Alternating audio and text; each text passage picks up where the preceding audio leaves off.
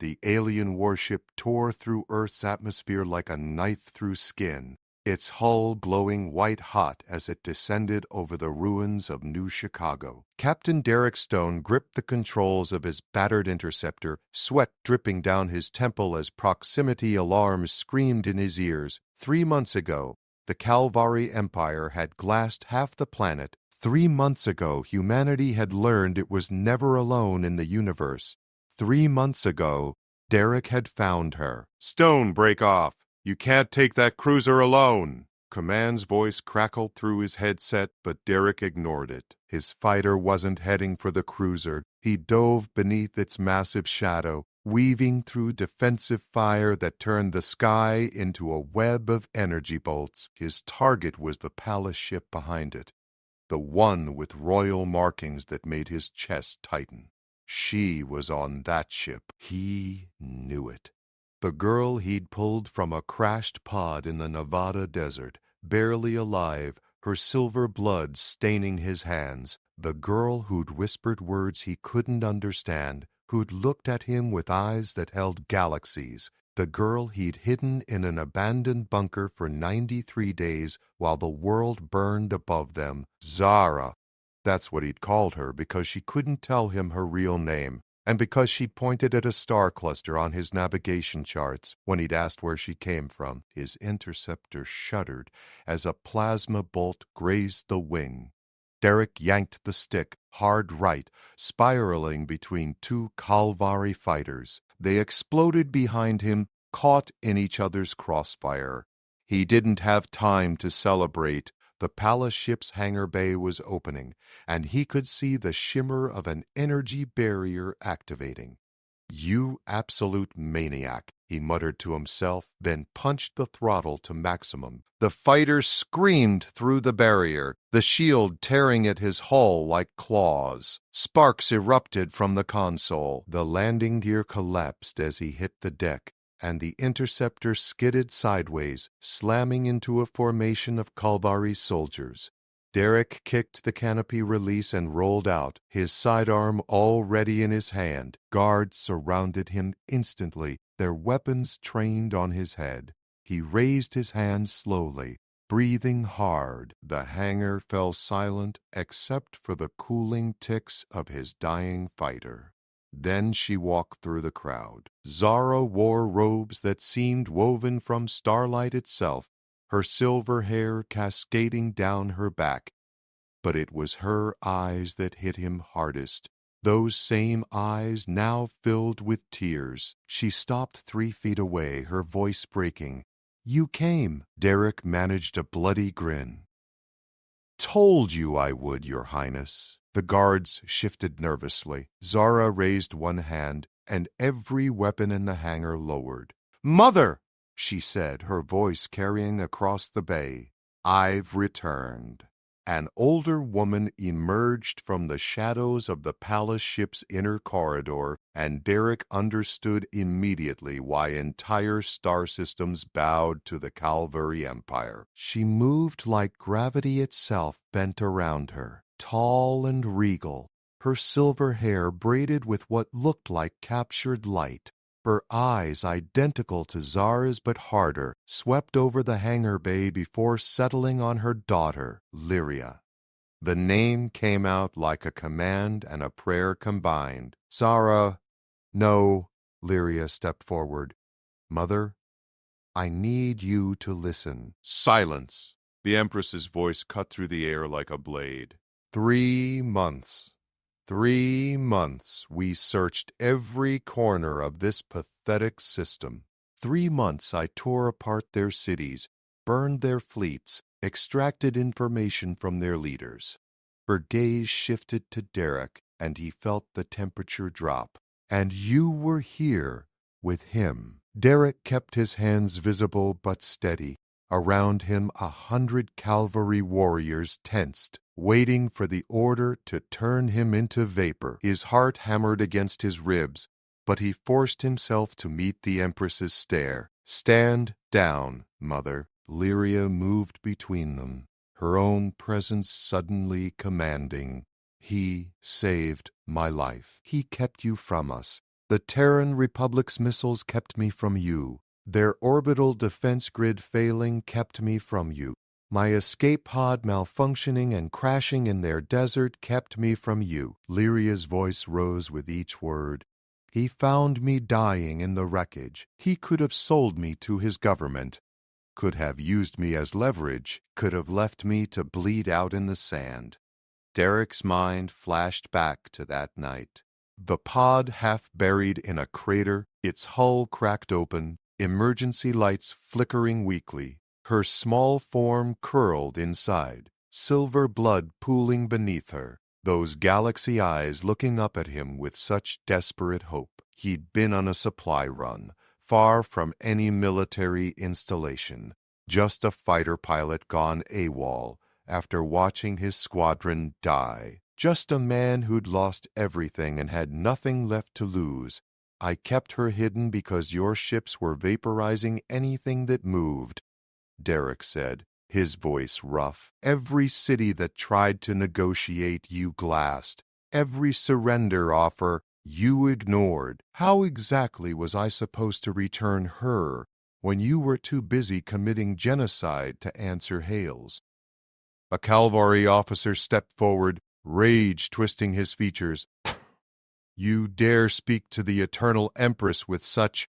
Captain Vorath. The Empress's single word froze the officer mid-stride.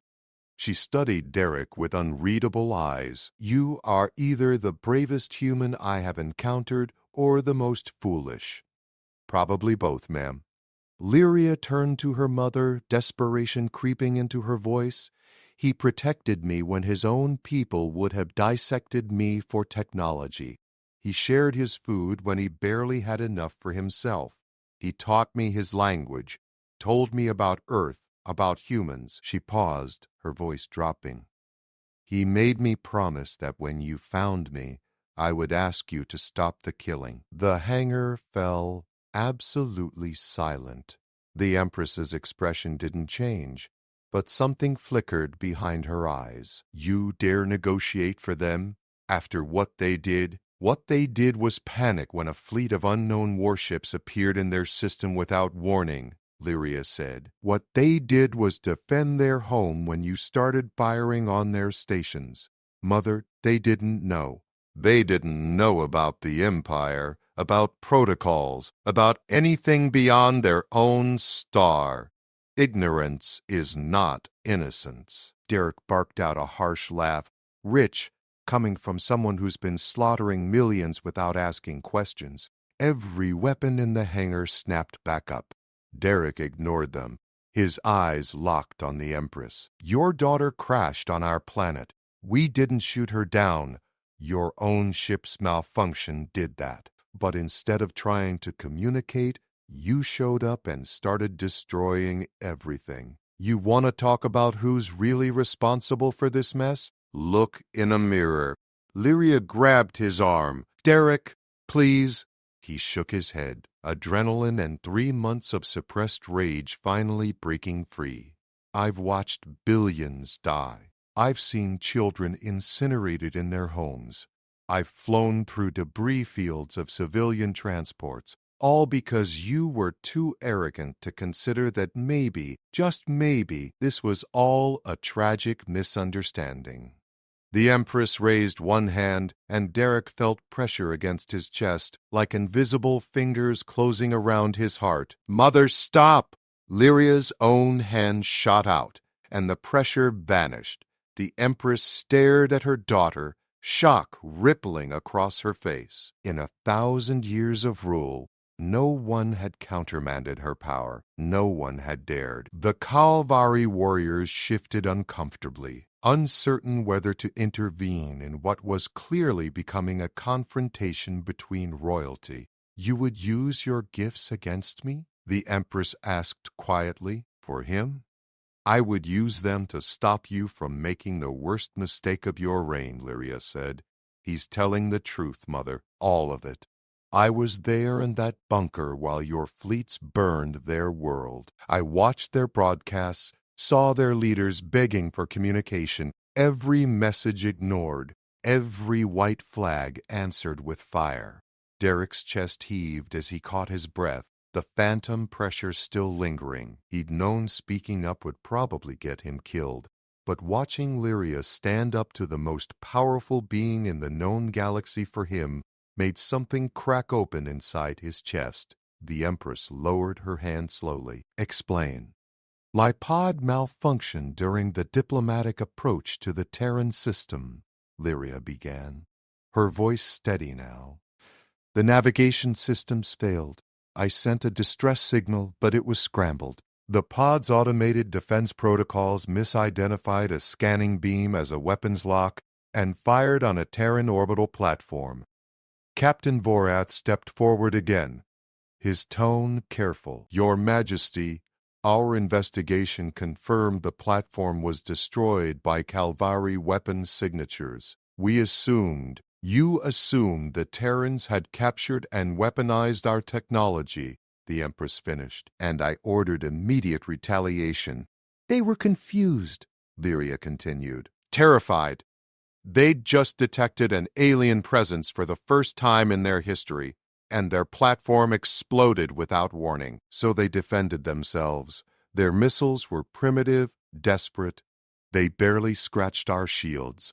They killed 4,000 of my people when they destroyed the courier ship. Derek felt his stomach drop. He hadn't known the Calvary casualties were that high. Lyria's face paled, but she pressed on. And you've killed 4 billion of theirs in response. Mother, when does it end? When every human is ash? When their planet is a dead rock? She moved closer to the Empress, her voice breaking. This isn't justice. This is extinction. And it's wrong. The Empress turned away, her hands clasped behind her back. Derek could see the muscles in her jaw working. When she spoke again, her voice was different, quieter, almost human. When your pod signal vanished, I thought I had lost you. Your father died protecting our borders. Your brother fell in the Silix Wars. You are all I have left of my family, Lyria. All I have left of love in this universe. She turned back, and Derek saw moisture in her eyes. I burned their world because I believed they had taken you from me. I would have burned 100 worlds. I know, Lyria whispered, but I'm here now, alive, because of him. The Empress looked at Derek with new eyes, assessment replacing rage. You kept her safe for 3 months, fed her, protected her, knowing she was Calvary. I kept her safe because she was a scared kid who just survived a crash, Derek said. Didn't matter what species she was. Most beings would have seen opportunity, leverage, a prize to be exploited. Most beings are assholes. Vorath made a strangled sound. Several guards' weapons twitched, but the Empress's mouth quirked, just slightly, in what might have been the ghost of a smile. Indeed, she was silent for a long moment, then turned to Vorath. Captain, open a channel to the fleet. All ships are to cease fire immediately and withdraw to holding positions. Vorath's eyes widened. Your Majesty, the Terrans will be contacted properly this time, with diplomacy, not destruction. The Empress's voice hardened. That is an Imperial command, Captain. Do you require clarification? No, Your Majesty. Vorath bowed stiffly and moved toward the communication station. Derek felt his knees weaken with relief, but forced himself to stay standing. Around the hangar, Calvary warriors were lowering their weapons, confusion written across their faces. The war that had consumed Earth for 3 months was ending with a handful of words. Lyria turned to Derek, tears streaming down her face. You did it. You actually did it. We did it, he corrected, then swayed slightly. The adrenaline was wearing off, and he was realizing just how close he'd come to death, about 17 different times in the last 10 minutes. The Empress approached him, her presence still overwhelming but no longer threatening. "You have given me back my daughter. The Calvary Empire does not forget debts, Captain Stone." "Just Derek. I'm not really a captain anymore. Kind of went rogue when the end of the world started." Rogue. The Empress considered the word. A soldier who abandoned his post to save a life rather than follow orders to end them. How very human. She gestured, and a medical officer rushed forward with a scanner. "You're injured. Multiple fractures, internal bleeding, severe dehydration. You should be unconscious." Derek shrugged, then immediately regretted it as pain lanced through his shoulder. "Had a lot of practice ignoring my body lately." The medical officer, a slender Calvari with intricate markings along her neck, ran the scanner over him and made a distressed sound. "Majesty, his condition is critical. These injuries are weeks old, some months. He's been operating on stimulants and willpower alone." Lyria grabbed Derek's arm, her eyes wide. "You told me you were fine. You said the medication was working." "It was working. Kept me alive long enough to get you home." Derek's vision blurred slightly at the edges. The hangar seemed to tilt. "Mission accomplished, right?" The Empress caught him as his legs gave out, her strength surprising. She lowered him carefully to the deck, her expression unreadable. "Physician Cora, stabilize him, now." "I need to get him to medical bay immediately," Cora said, already pressing devices against Derek's chest and neck. Cool relief flooded through him as painkillers and stabilizers entered his system. He should have died days ago. "Stubborn species," the Empress murmured, then raised her voice. "Prepare my personal medical suite. This human is now under Imperial protection." Two guards moved forward with an anti-gravity stretcher, but Derek waved them off weakly.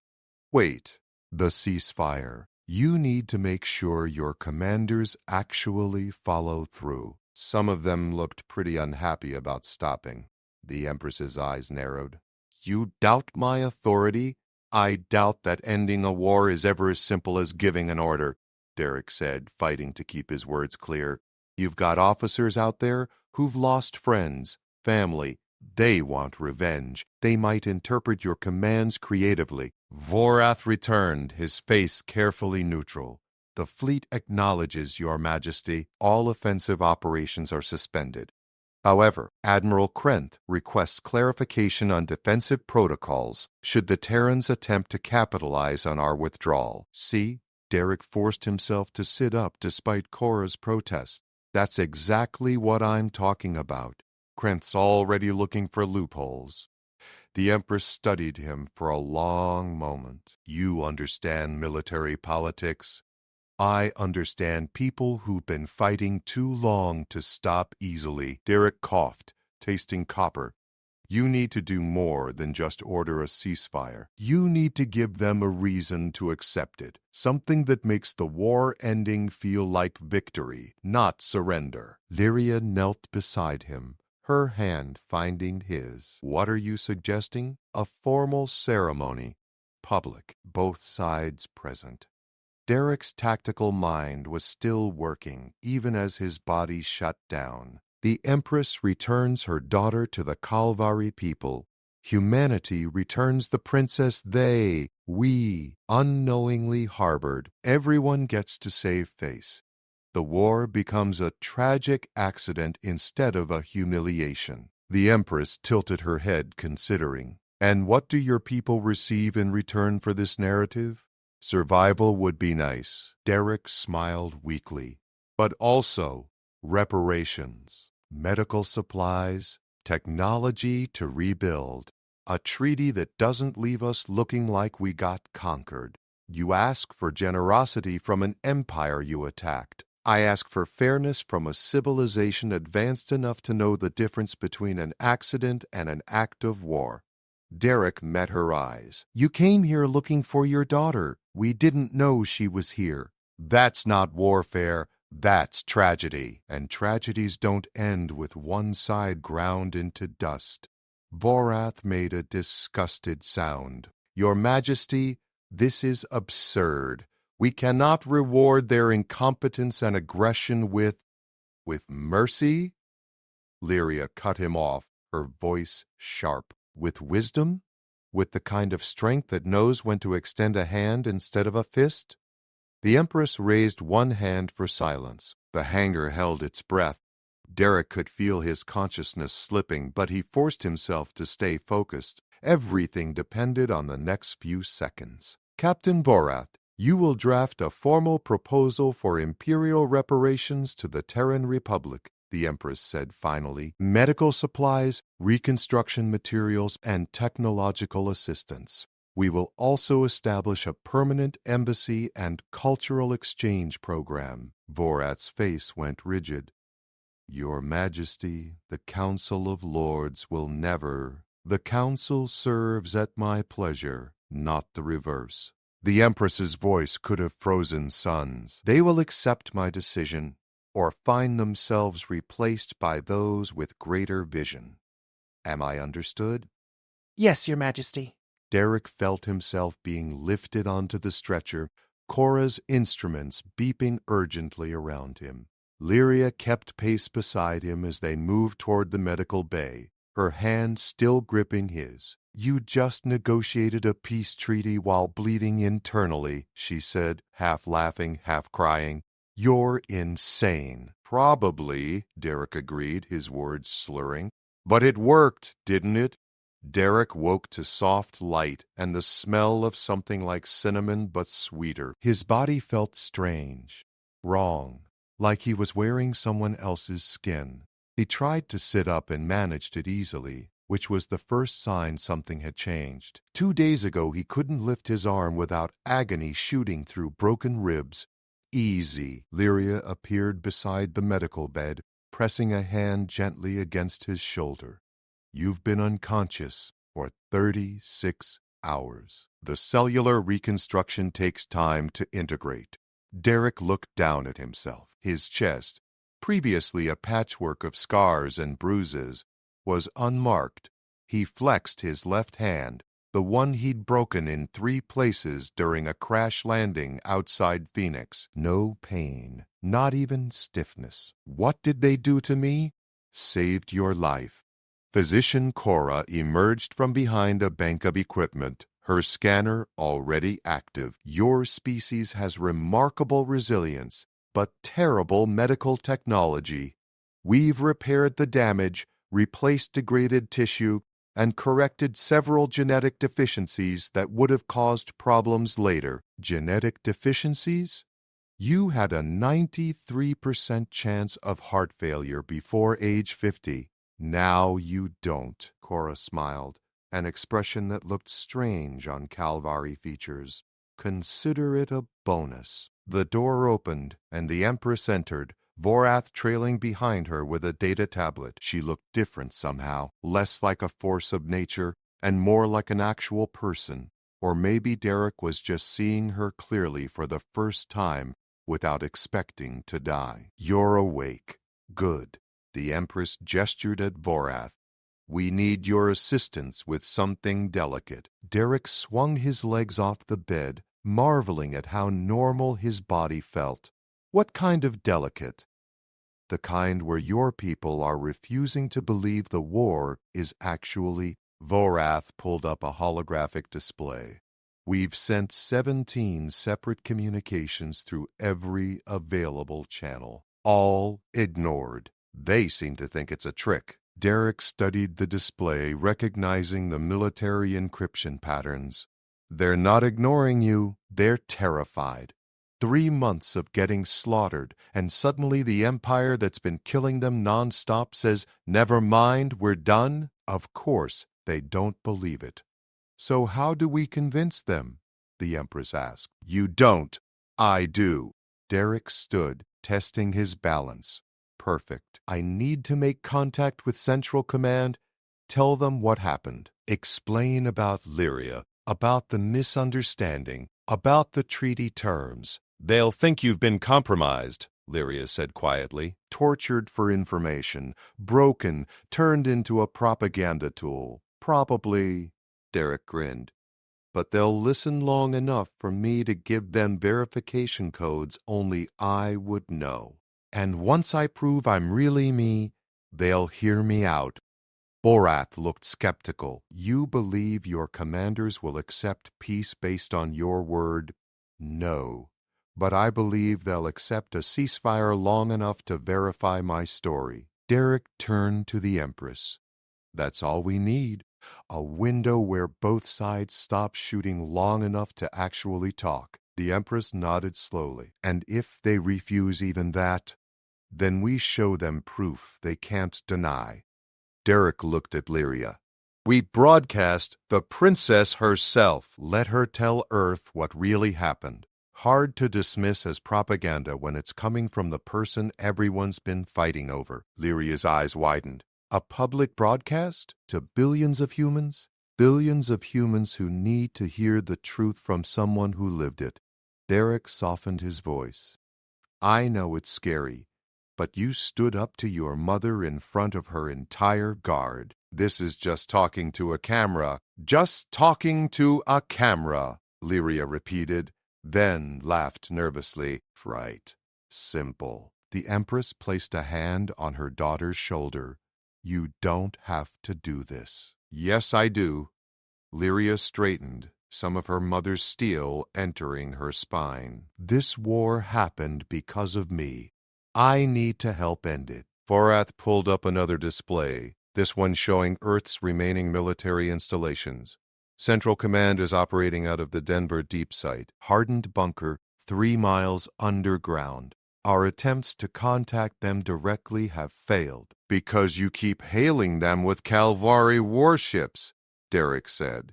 Let me use one of your communication arrays, but on a human frequency. I'll reach out through old squadron channels, backdoor networks. Someone will answer. And if they attempt to trace the signal and attack this ship? Vorath asked.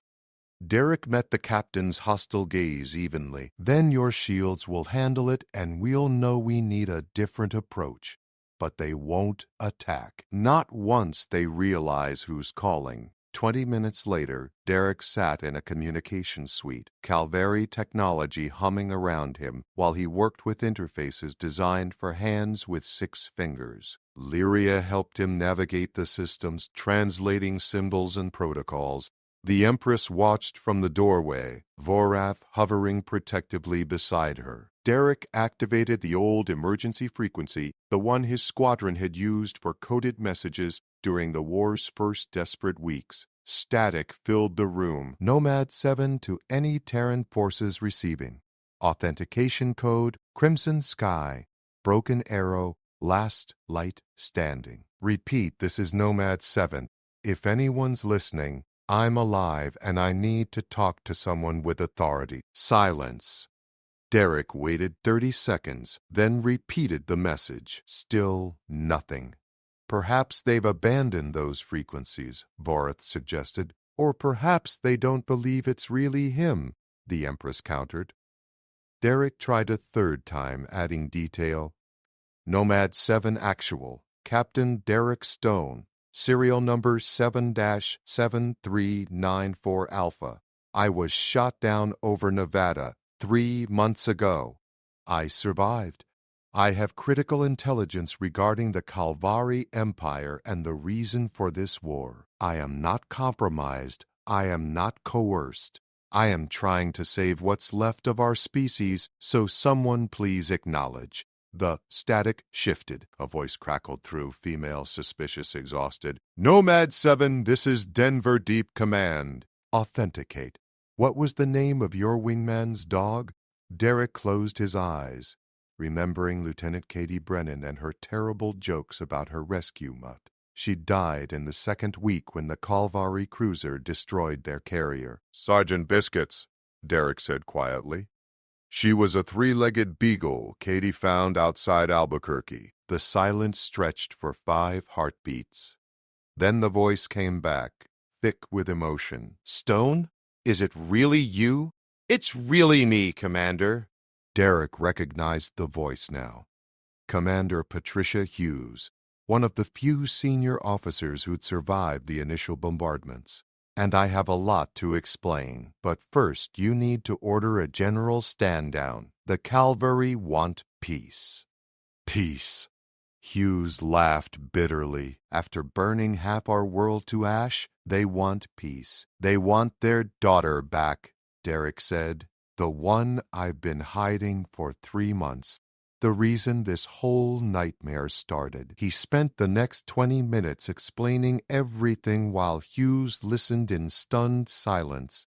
When he finished, the static seemed heavier somehow, weighted with the magnitude of what he'd just revealed. You're telling me 4 billion people died because of a malfunction and a misunderstanding, Hughes said finally. I'm telling you that's how it started. What it became was worse.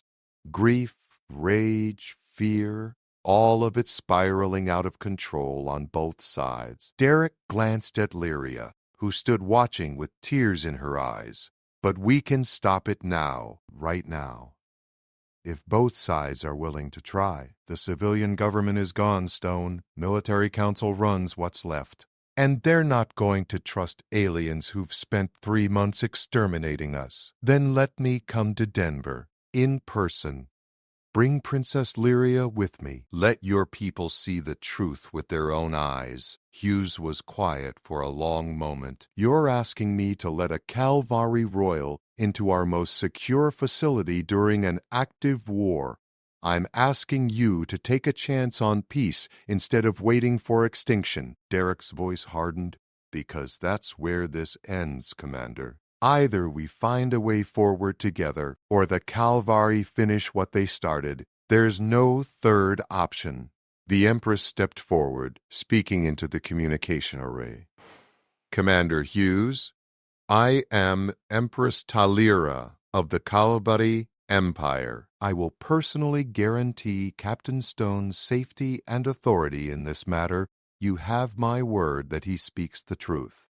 Static. Then Hughes again, her tone wary. The word of the woman who burned Beijing, the word of a mother who thought her daughter was dead and acted accordingly.